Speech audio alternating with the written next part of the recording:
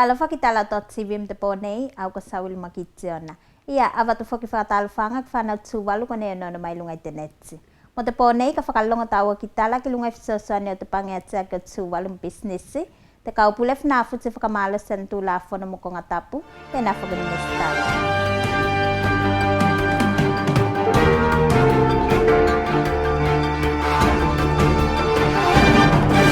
Toko gats na whai business i tua i whenua whina futi, e whia whakaonga te whisoswane at malo, e alai te pange atia ki Tuvalu. I te waitaimi nei, a tino ngā lua te pange, ko whakatoka tongi atu ki tino, ko lāne whakatangi mai ki te whisoswane tēnei. Tēnei tau 500 mo te li pōti. I te malanga talua i te waka ki whenua i tua, e isu se timu mai te pange atiake, ni alo atu ki whenua whakamāina, kai whakawhonu whoki a pepa whakamatalanga. Mo lātou ko la e whia, o whakao ngā te whisoswane tēnei. Mai ko nā ne whakatoka iei e whisoswane ko nei, te la ne whakapātonu mai ne te pange, me ko ka amata nei lātou o tongi whisoswane ko nei, ki tino whai businessi. Mai te whiti te central, ma whai o mo toko se fulu a interested applicant, ka ko te okulani process a payments a lātou ko nei te central. Mai lunga te north, se lo fulu, mai te south e toko ono ne. Tēnā nei te whainu mela pēr nunga i ngā whai breakdown tātou ki runga le. A ka whai whanau ki runga i whenua takitasi. Ka whai mua tātou mai runga i whai tuku e toko wha applicants ka kōtilo ane whai a payments ki. Ngu whetau e tasi, nui e lima. Nanu mea e ewa ana applications. Ko nei ko i pending ni ko te miki mawhai whakatoka payments ki te waka tēnei te north. Nanu manga e lima. Ni tau e valu. Nukulera e wha mai te kentin, ka e rua mai runga tea, te toki la kau. Ka tēnā te breakdown na tea, o la oga ko tina whai o jistat mga mai lalo, te awanau mo tēnei te tūwhisoswane te māngo. Ne whai mai ne Paul, me lātou nei ko i ngā lue tasi mo businessi mai whenua i mātū, ki whakatokanga o lotou ka ko, ke toka mo te waka. North ne, ka te lolo nā ua rau, ka te kākola e pono fui te so ono, mauni koe whai talogi quotations ka mai lātou le. Tēnā hunga ka whai se ngaun mau quotations just die out. Tēnā hunga se mawhai o tō atu ka koa lātou ne. Mauni ngā lufu ki quotations ka. Nā ni ko lau hukuna mai te north ka mora mora. Ngā whai o whakatoa ka mai a quotations sa lau. Ko te meki mawhai mātou o whai payments. A whakamumunga tēnā roko ne sau tala mātou mi ka whai business nā ki north. Te waka mumolo ki whenua. Tēnā e watu i ia. Ka koa I malanga whakamaina konei a te timu, nea waka iei whaitō ngā tino whai businessi, mo te whakamoemonga ke isi se kilonga o toi whakaleia ka tūlanga konei. I tasi o mea lado ko tūlanga no te aia ngā tau ka ko i lunga te waka. O te istaimi te kua toko ngā lado ko masea ka ko tūlanga o ka ko ka e mai lunga supply a lado. Ka whai ko umawan lado, ka e toi fia fo masina ko expire. Tāra se kose raski ki lātou, me ka whai kolewe ne tino mo ko piro expire a kope kona. Product kona, ko se interest e tino tongi ki lunga, mai sila mene mea kai ne. Kona nisi concern, kai nisi concern ko charges masa ni rao kola e awe ne tino whai businessi, ko kau te marine, mo whenua takitasi ne, me se ingata hua charges kona i lunga i whanahuti ne. Charges kona e ako kokilo ki lunga i whenua takitasi, e si ne additional charges ki lunga. Te lasinga o businessi ko nei, ne whakatangi mo se whisoswane tēnei, ne businessi whai kentin ko la e whakatau iei mea kai. E lua businessi mai te whenua ko nukulai ko la ne whakatangi i lalo o te whisoswane tēnei, e ala i businessi tau toki la kau mo te whangai manu. I te māsina ko o whanau, ne whakatali iei ne te mālo se tolu se lau wafe, ki te pange ke whakangalue mo whisoswane ki tino whai businessi. Mai se loko lātou ko la e whai business whakatau mea kai, mo businessi tau toki lākau. Tau whai ventu mo tala.tv. Te kaupule whina futi ki whakamalosi ki tino katoa, ke tau tali ki tū la whona mo whakanofonofonga a ia, e uinga mo ko ngā konga puipuinga a te whenua. Te mea ko matea nei ne te kaupule, me isi lo ne tino e se tau tali ki whakataputapunga ko nei. Ina iaso ko nei ko teka atu nei, e isi ne tino ne mau atu e whai kai ko ngatapu ko nei. Pea se keise ni whakamuli fua nei. I te ui tēnei. Many of the first day tēnei. The Sunday night, Pa me si se o di pai ka ne mau ne. Ko lu ne. Ako te Tuesday ni mi te ia te. Pare ka upule funa fo di pa me pai buki te unga te na ne. Ao te po di tena pa mo te tai momoro ia po lo di ja. I the conservation area ne. Tena ne maua tu te po di te. Pa mo ko mataranga wa ne maua. Su su pena ko la ne ko ke ira. Tino leo mo kurisma. Pa me ni pelo te anka ai lo te ko ngate na ta mo. Pa i lo pa te tato me ta kusme anka ai lo te ko ngata. Pa di mo ni ta pe pe aga me se problem ba ki bu giru ngai. Masih ni se me apa ni ni. Te fa no fogi te po di cross ni te passage ni. Itu te apa. Le ba sa no to mo ni na fa no. Ai ta pulo se fa ai ba lo te conservation area.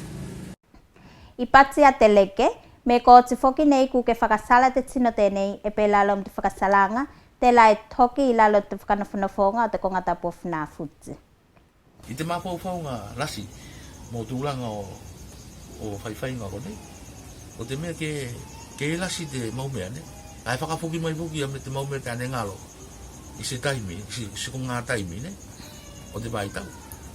I maumea la koni i aso ko la. Lasi. Ako se matene ne tato. A fonu ro kai te ao. A manu tuku po i lalo. Ne kona ko se ai.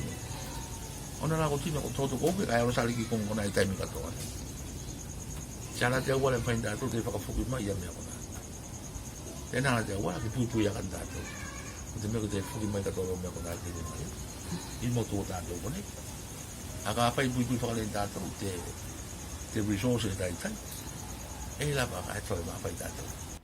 Te kaupula whanawhuti e tamo whai, ko te konga tapu tēnei ke se ailo ni tino toi soli, o nā kutu whakamoemoenga ke whaim se konga te lai toi whanawhanau i e iai kamnis me aka.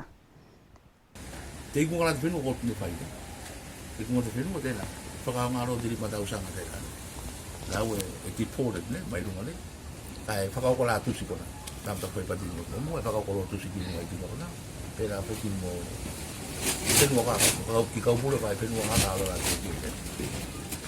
E tēnā nei te tūranga nei o te matahapu tēnā nei. Ki runga tōru o nei nei, mau kaupura nei. Pōti te auna e tau tongi nei tēnā, te salau te. Tēnā pōti, mea katonga. Tā ne rongo kau nei pui tai au nei, pēmu pōti ne tongi a mea kona nei. Ako te suru whāso te a tau katapui, e kapuri suru whāso. Se pai no te pōtea kono whai ka mea, whakatari roi i sūwhāso. Te tāwhanga tēnei ko te pool, ko ngā solo loa o lau i loa i lunga i te lau mua. Te lai vai aso nei, ko whai tēnā whakatau whainga mo tāngata, pēnā whoki whāwhine. Te whakatau whainga tēnei e whakatau tau ke kāmata i tā smatai au. Tile sa teo mo te li pōtsi. E isi se komiti whōliki ne whakatū ne te kalapu tēnei, te la ne mawhauwhaungina ne lato se whakatau whainga ki te tāwhanga tēnei ko te pool. Toko tasi o komiti, ko tito i sala, ne whakasautala ne te .tv News, kai whakasiaka nei a te mawhauwhaunga nei ku lātou kei whai se whipaki ngā pēnei. Matau whainga pēnei, te mawhauwhaunga o mātou pai te māsinga o kāpirila, i vai wha mua o pirila, kāpiri e whai se e hama i ta so tuwa, hama na Tuvalu nei, mātana i si kāwhanga pai ta so. Tēnā mātou whakatawalo mai tainga tēnā. E tolua vāenga whipakinga ni whakatoka ne te komiti i loto i te whakatau whainga tēnei. Mātou hei pā e tolu whakatau whainga i koto i te matou tā whaonga nei, tāna whai tēnā weta se tāngata.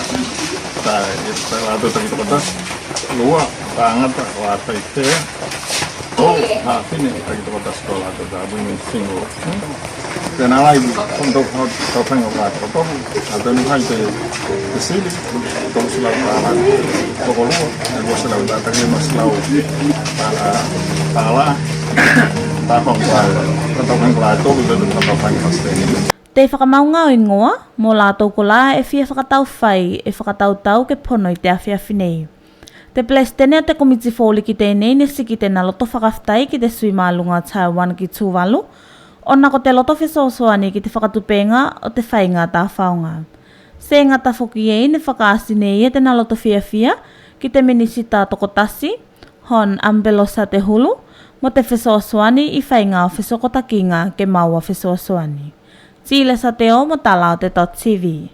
Kai mo te toe tala. A whepakinga lao ni te volipolo mo te ipua te tupeteo Tuvalu, ne whakaoti te asitolu i te vai aso nei, i whepakinga a tāngata. I te vai tau nei, ko mautino a timu ko la e toa ka kilunga i te whepakinga, mai mua te toe whepakinga. I timu a whawhine ei, ko te timu a nanumanga, whnafuti, ni utao mo mai te penda, ne toa ka kilunga. Kai timu a pi, la tō ne toa ka kilunga e au fia ko time lua a mai te penda, ni utao mo te timu ye a te health B2. I timu a tāngata, la tō ne toa kai timu a te ei, ko police, nanumea, nanumanga mo wā uta. I timu a B, ko nanumea, police, whunafuti mo nanumanga. Ko oti nei ku I komiti whātontonu o te whainga tā whaonga, ki ka mata tae au a whipakinga mai mua te toe whipakinga. Te la, ka tā whaie mai te penda ei, mo ni utao ei I whawhine, ka whunafuti pi mo nanumanga pi I tāngata. A whipakinga e whakasoko I tā sono nei, te la ka whipaki e timu a mai te penda B1 mo te B2.